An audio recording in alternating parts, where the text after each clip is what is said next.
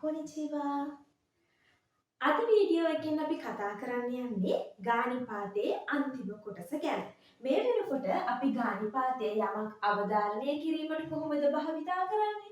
ගානිපාතයේ ඉමස් පරිමස් සමග කොහොමද භාවිතා කරන්නේ සහ ගානිපාතය ප්‍රශ්නවාචී පද සමග කොහොමද යොදාගන්නේ කියන එක කතා කරලා තියෙන්නේ. එහෙනම් අද වීඩියෝ එකෙන් අපි බලමු ගානිපාතය ස්වභාවික ක්‍රියාවන් විස්තර කරන්න කොහොමද භාවිතා කරන්නේ කියලා. ස්වභාවිකව සිදුවෙන ක්‍රියාවලට සිංහලෙන් අපි ගත්තොත් කියනවා අකර්මක ක්‍රියා කියලා.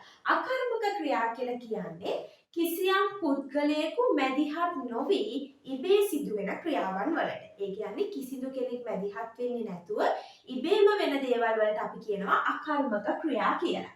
එතකොට මේ අකර්මක ක්‍රියාවලට අපි ජපන් වලින් කියන්නේ jyoshi කියලා. jyoshi.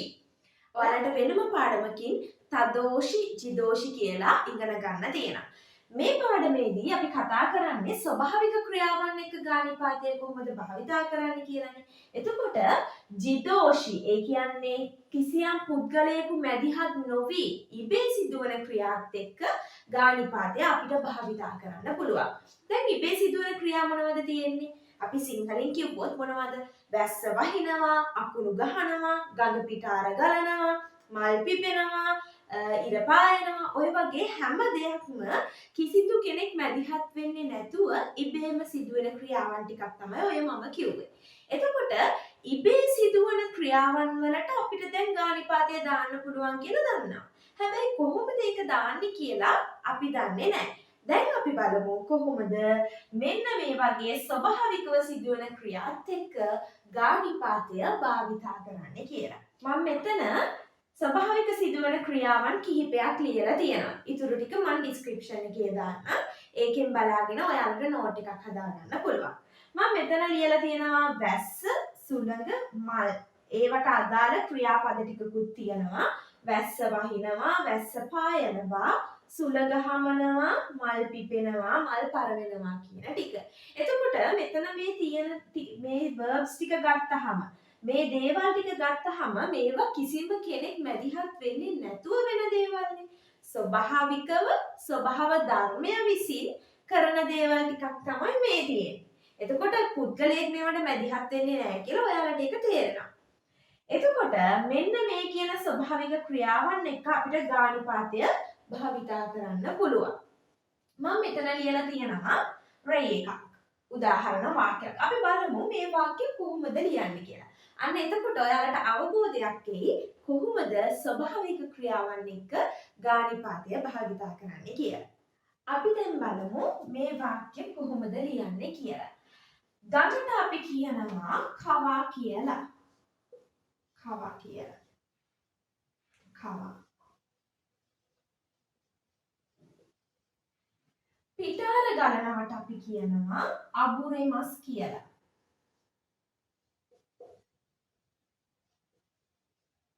අබුරෙමස්.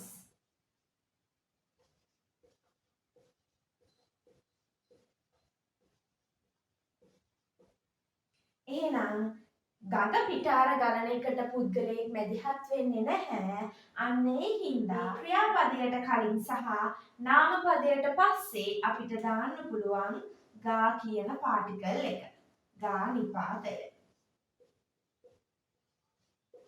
එහෙනම් ගඟ පිටාර ගලන එක ඉබේ සිදුවන ක්‍රියාවක්. අන්න එතනදී ඒ ඉබේ සිදුවන ක්‍රියාවක් නිසා ඒක පෙන්වන්න අපිට මෙතනදී ගානිපාතය භාවිතා කරන්න පුළුවන් වෙලා තියෙනවා.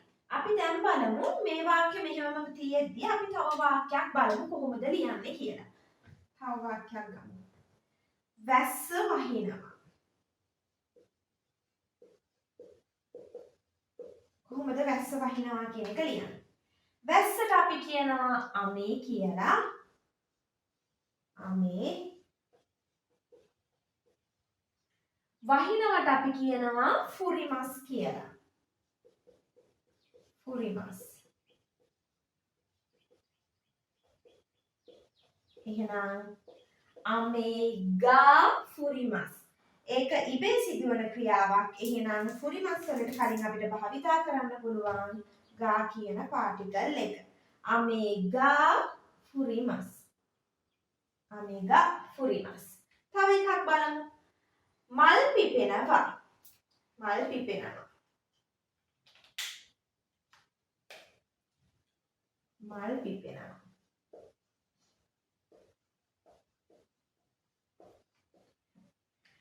මල් පිපෙනවා. මල් වලට මොකක්ද අපි කියන්නේ? මල් වලට අපි කියනවා හනා කියලා. හනා.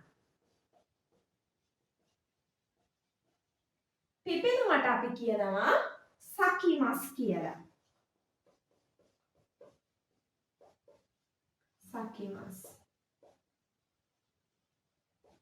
සකිමස් කියලා. එහෙනම් මල් පිපෙන එක ඉබේ සිදුවන ක්‍රියාවක් නිසා අපිට දාන්න පුළුවන් ගා කියන පාටිකල් එක. මෙතනට.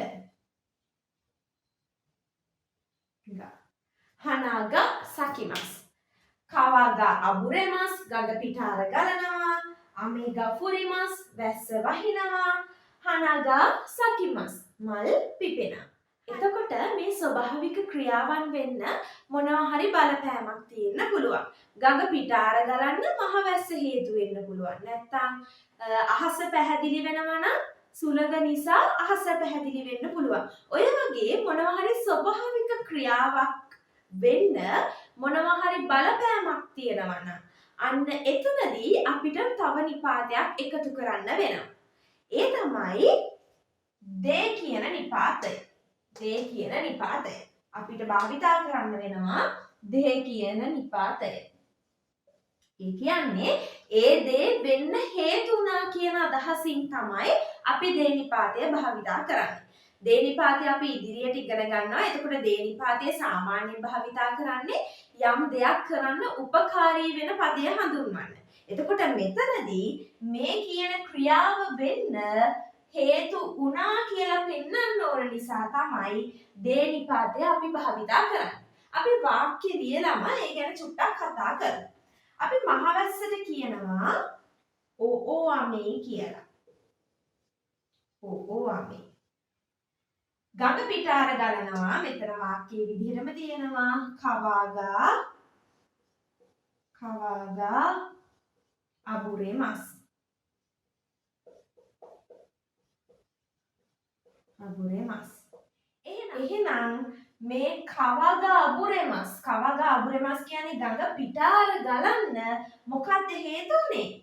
ඕවමේ ලොකු වැස්ස මහ වැස්ස තමයි හේතු උනේ. එහෙනම් මෙන්න මේකට හේතු උනේ මෙන්න මේක නිසා ඒක හේතු වුණා කියලා පෙන්වන්න අපිට දාන්න වෙනවා මෙතනට දේ නිපාතය.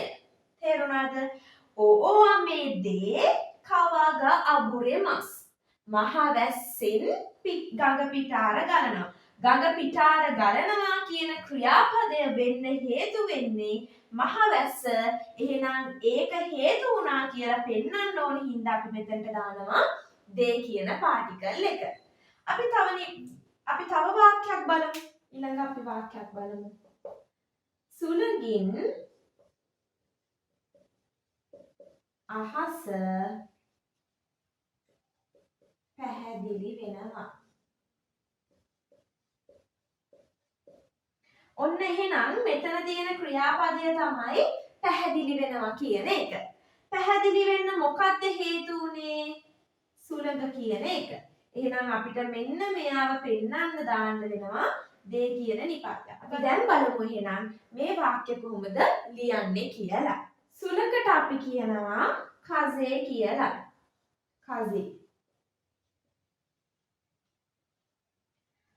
අහසට අපි කියනවා සොරා කියලා. සොරා. පැහැදිලි වෙනවට කියනවා හරෙමස් කියලා. හරෙමස්. එහෙනම් අපි මුලින්ම මෙතන බලමු. අහස පැහැදිලි වෙනවා. අහස පැහැදිලි වෙන්නේ ඉබේට. එහෙනම් සොරා ගා හරෙමස්. අහස පැහැදිලි වෙනවා නම් ඒක ඉබේ වෙන හින්දා අපි මෙතනට දානවා ගා කියන පාටිකල් එක.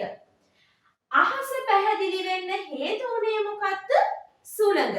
එහෙනම් සුළඟ කියන එක හේතු වුණා කියලා පෙන්වන්න අපි මෙතනට දානවා දේ කියන නිපාතය. මෙතනදී සොරා හරමස් අහස පැහැදිලි වෙනවා. අහස පැහැදිලි වෙනවා කියන එක ඉබේ වෙනවා. අන්න ඒ හින්දා මෙතනට අපි ගා දැම්මා. මේ දේ වෙන්න හේතු වෙන්නේ සුළඟ. එහෙනම් ඒක පෙන්වන්න අපි මෙතනදී දැම්මා දේ කියන නිපාතය. කසේදේ සොරාගා හරෙමස්. සුළඟින් අහස පැහැදිලි වෙනවා. එහෙනම් ඔය විදිහට තමයි ගා නිපාතය ස්වභාවික ක්‍රියාවන් එක්ක භාවිතා කරන්නේ. මම හිතනවා ඔයාලට මේ පාඩමත් පැහැදිලිව තේරෙන්න ඇති කියලා. එහෙනම් ඊළඟ වීඩියෝ එකකින් අපි අලුත් නිපාතයකින් හම්බෙමු. කිතේ කොරතේ arigatou gozaimasu.